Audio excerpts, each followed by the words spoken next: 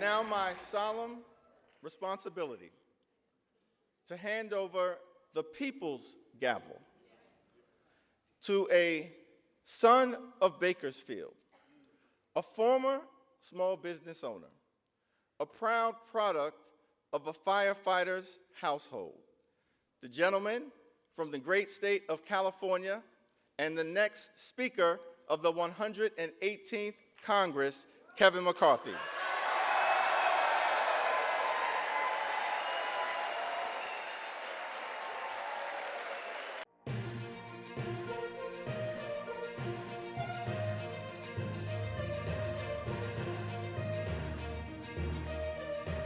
Scholars agree in their tallies that the total number of votes cast is 428, of which the Honorable Kevin McCarthy of the state of California has received 216.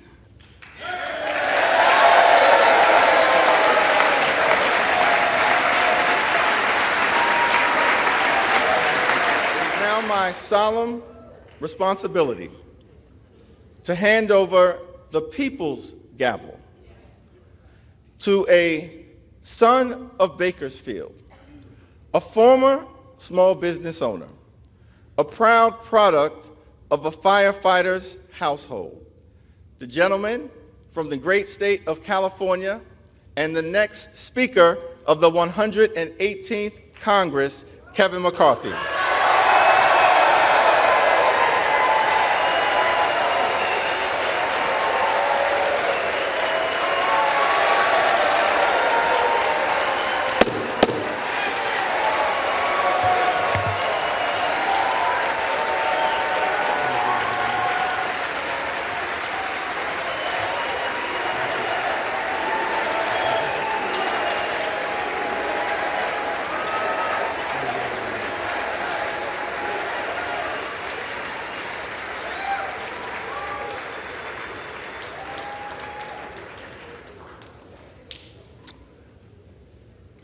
That was easy, huh? I never thought we'd get up here. Thank you, Minority Leader Jeffries. Hakeem, I've got to warn you.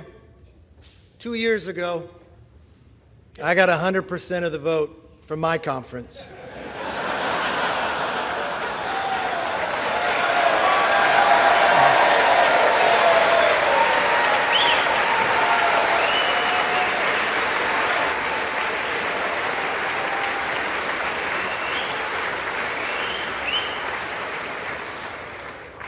There's somebody else I want to thank.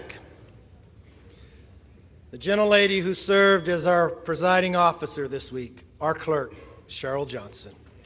Thank you.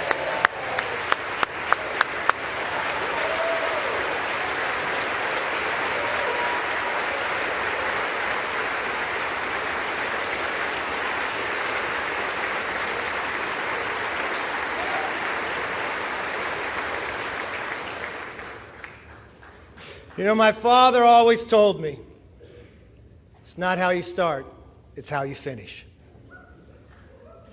And now we need to finish strong for the American people.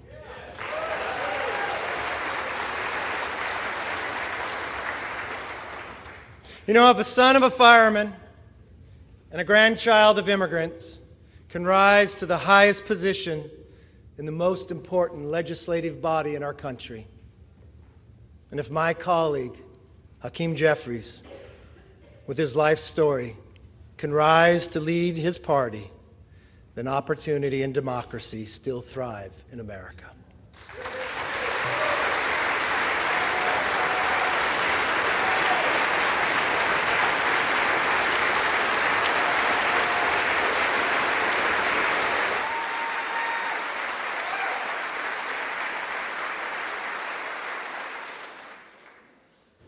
To Leader Jeffries, there will be times we agree, and many times we will differ. I promise our debates will be passionate, but they will never be personal. That's my commitment to you.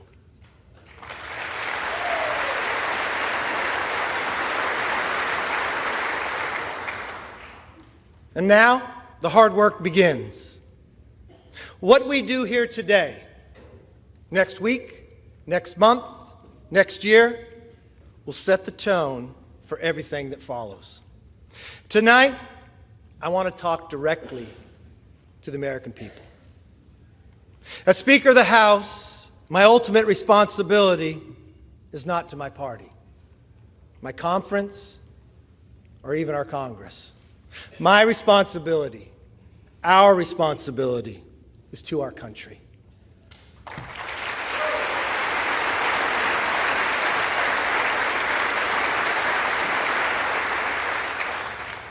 Two months ago, you voted for a new direction for our country.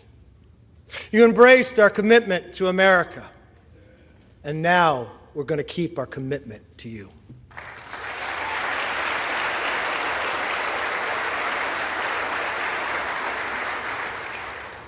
It's a commitment for an economy that's strong, where you could fill up your tank of gas and feed your family, where paychecks grow and not shrink. It's a commitment for a nation that's safe, where communities are protected, law enforcement is respected, and criminals are prosecuted.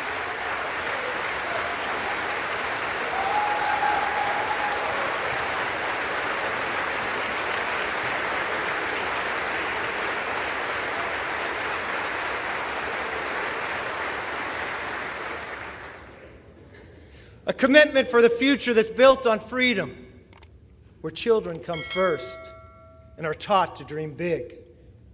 Because in America, dreams can still come true. A commitment for a government that is held accountable, where Americans get the answers they want, need, and deserve. Our system is built on checks and balances.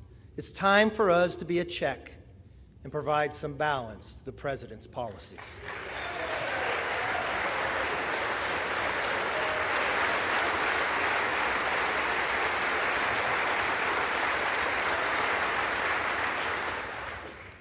There is nothing more important than making it possible for American families to live and enjoy the lives they deserve.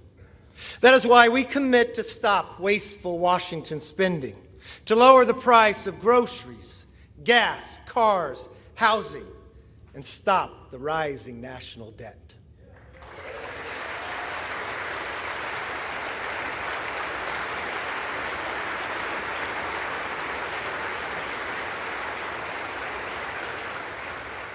We pledge to cut the regulatory burden, lower energy costs for families, and create good-paying jobs for workers by unleashing reliable, abundant, American-made energy.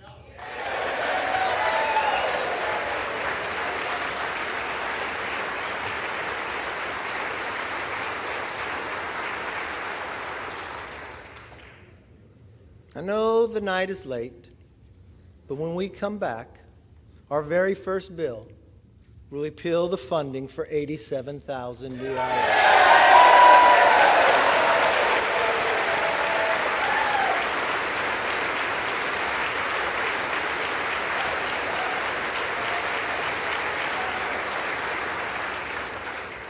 You see, we believe government should be to help you, not go after you. We're going to pass bills to fix the nation's urgent challenges, from wide open southern borders to American last energy policies to woke indoctrination in our schools.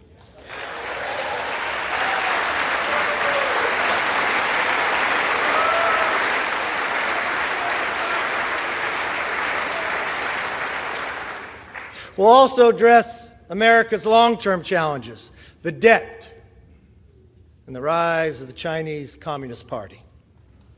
Congress must speak with one voice on both of these issues. This is why we will end wasteful Washington spending. From now on, if a federal bureaucrat wants to spend it, they will come before us to defend it.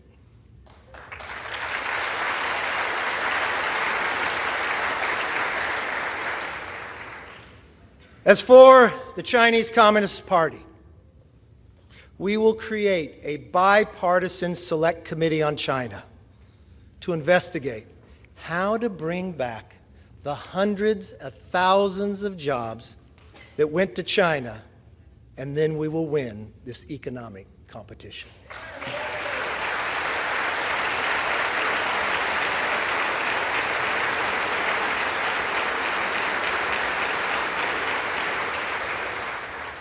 Now, speaking of committees, we will hold the swamp accountable. From the withdrawal of Afghanistan to the origins of COVID and to the weaponization of the FBI.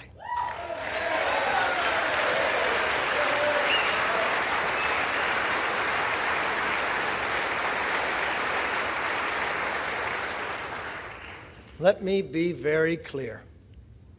We will use the power of the purse and the power of the subpoena to get the job done.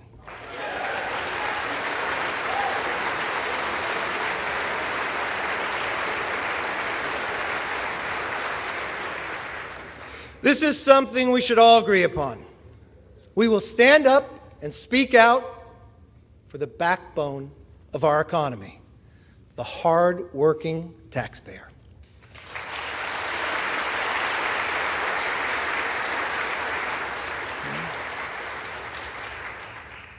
It's nighttime here in Washington. But in some ways, it's also like a new beginning, a fresh start.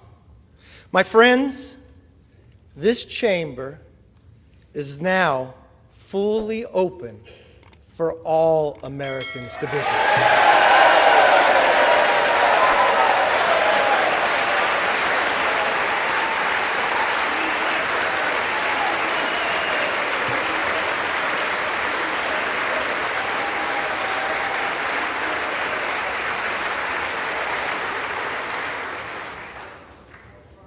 I want to give all Americans a personal invitation. You are welcome to see this body at work. No longer will the doors be closed, but the debates will be open for you to witness what happens in the people's house.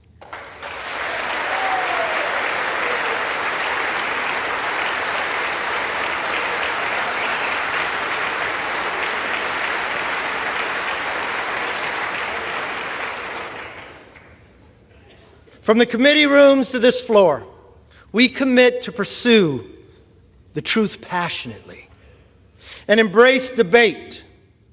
No more one-sided inquiries. Competing ideas will be put to the test in public so that the best ideas win.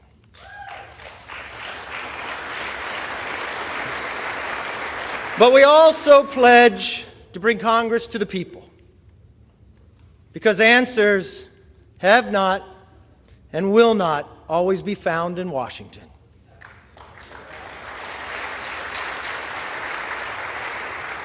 That's why one of our very first hearings will be held on the southern border.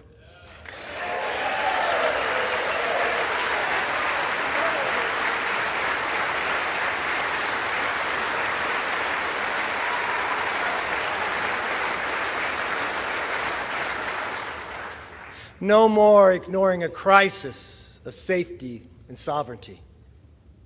We must secure our border.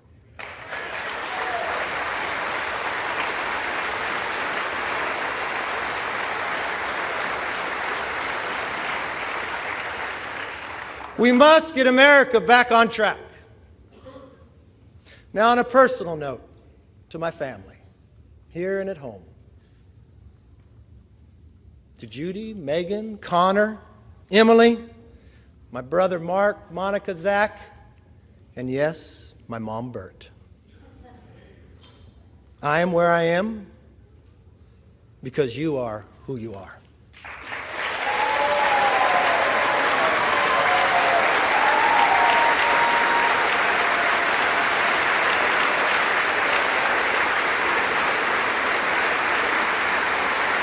You can stand.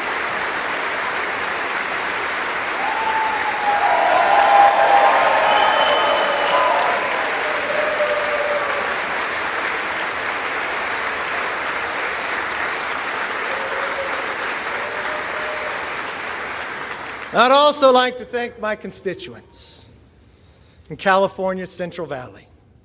Yes, and especially my hometown of Bakersfield.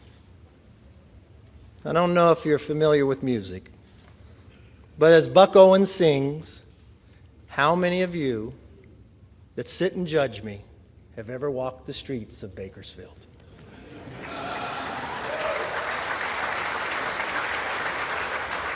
Well, I've walked those streets my entire life. I know its people. They're hardworking and relentless, optimistic about our future. And I'm very honored to have the opportunity to represent them. I am a son of a firefighter.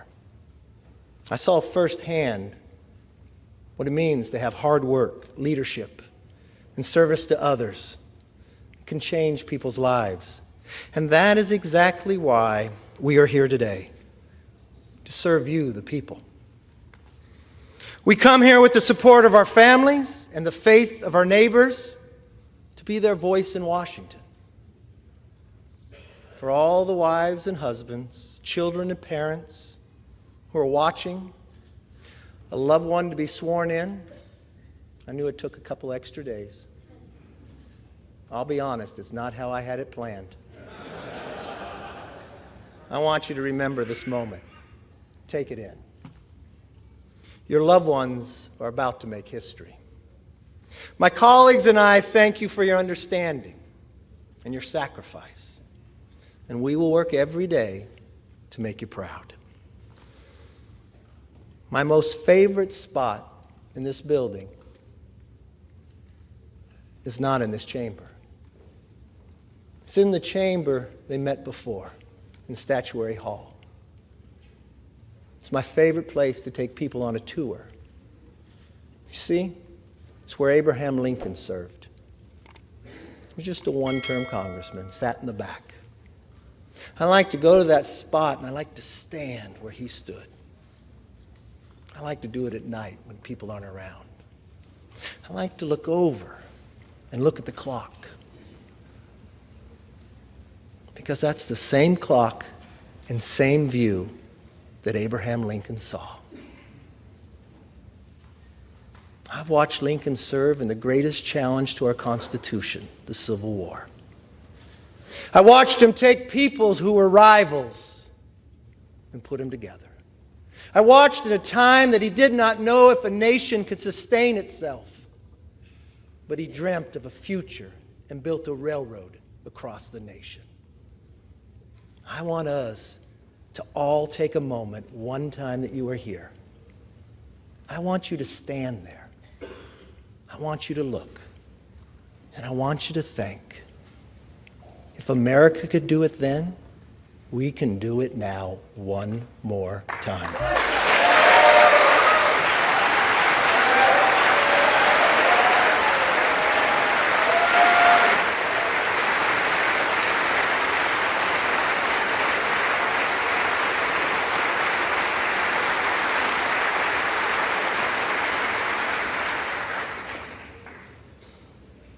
You know, Abraham Lincoln gave his life in service to this country.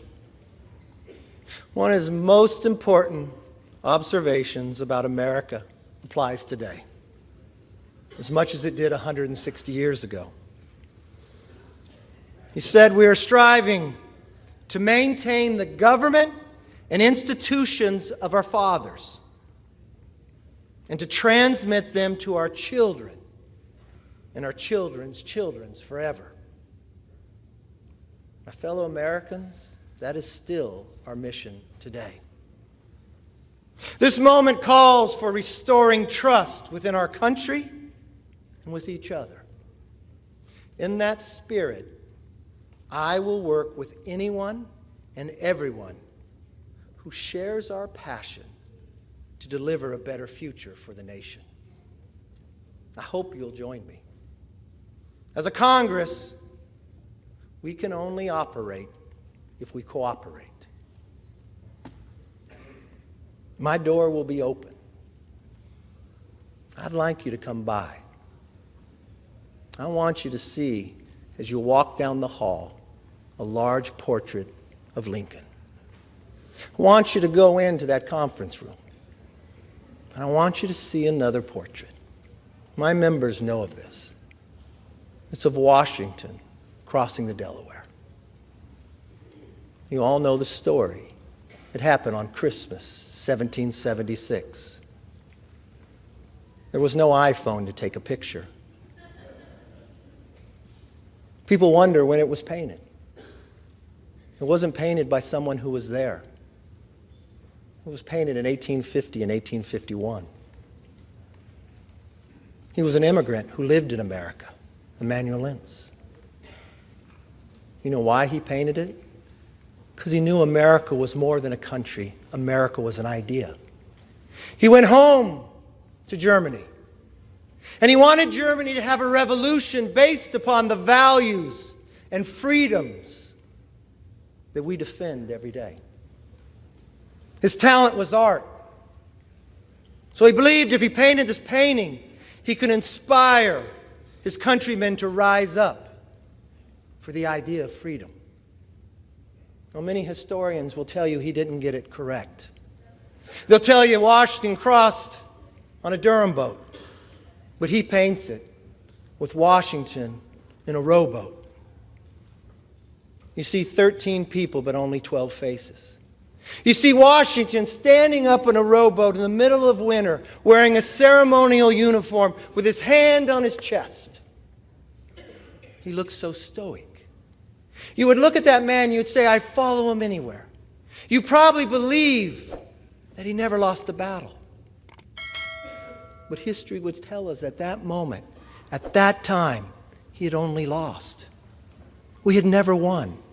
You see, that was the night of our first victory as a nation when we surprised the Hessians. But when you look at that painting, don't look at Washington. I want you to look at who's in the boat. You see, the second rower in the beret, he's Scottish. The person directly across from him in the green, rowing in the exact same cadence, is an African American. You come down right to the middle, in the red, the person who's rowing the strongest is a woman. And in the very back is a Native American. I don't know from a historic fact if they were in the boat that night, but to this young immigrant who had lived in America, that's who he believed would be in the boat. The second to last person is a farmer. He could be from Bakersfield, I'm not sure. His hand goes across his face. People will debate this part. But what I see is a hand of the 13th person nobody sees. You see, what I believe Emmanuel was saying is, here we are, battling for the creation of the idea of freedom. That every individual is equal. Not a perfect nation, but striving to be a more perfect union. Having lost every battle against the greatest challenge with the strongest nation, having lost them all, but willing to do it on our holiest of nights, with a hand reached out and asking if you would join us. That's as true today as it was then. If we let everybody in the boat, if we row in the same cadence together, there is no obstacle this body can overcome for this nation.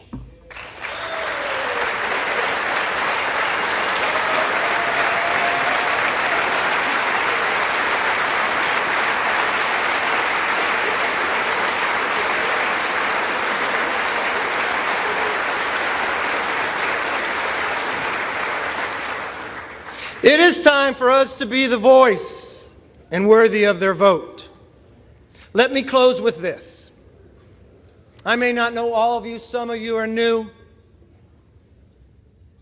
but I hope one thing is clear after this week. I never give up.